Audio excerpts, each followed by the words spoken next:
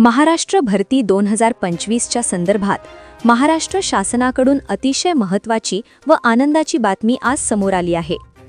Railway मंत्रालयाने group D level 1च्या पदांसाठी 22,000 रिक्त जागांची घोषणा केली आहे.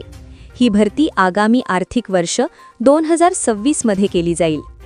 या भरतीबाबत 12 डिसेंबर 2025 रोजी अधिकृत अधिसूचना जारी करण्यात आली असून त्यामध्ये झोननुसार आणि पदानुसार रिक्त जागांची सविस्तर माहिती देण्यात आली आहे.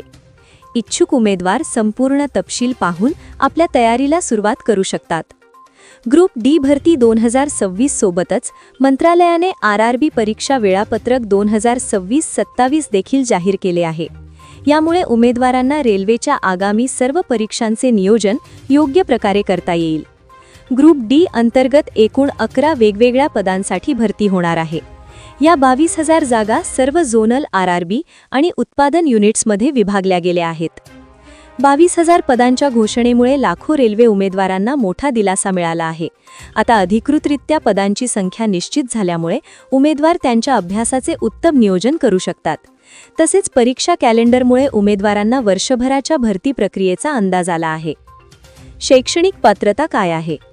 शिक्षण 10वी उत्तीर्ण किंवा NCVT मान्यताप्राप्त संस्थेतून नॅशनल अप्रेंटिसशिप सर्टिफिकेट प्राप्त केलेले असावे. वयोमर्यादा किमान 18 वर्षे आणि कमाल 36 वर्षे. अर्ज शुल्क आणि पगार. अर्ज शुल्क जनरल OBC EWS उमेदवारांसाठी 500 रुपये, तर SC ST EBC महिला आणि ट्रान्सजेंडर उमेदवारांसाठी 250 रुपये शुल्क आहे. पगार निवड झालेल्या उमेदवारांना दरमहा 22,500 ते 25,380 रुपयांपर्यंत वेतन दिले जाईल. तर अशाच प्रकारच्या ताज्या आणि महत्त्वाच्या बातम्या जाणत रहा आणि आपल्या TV24 समाचार मराठी न्यूज या YouTube चॅनलला लाईक आणि सबस्क्राईब नक्की करा.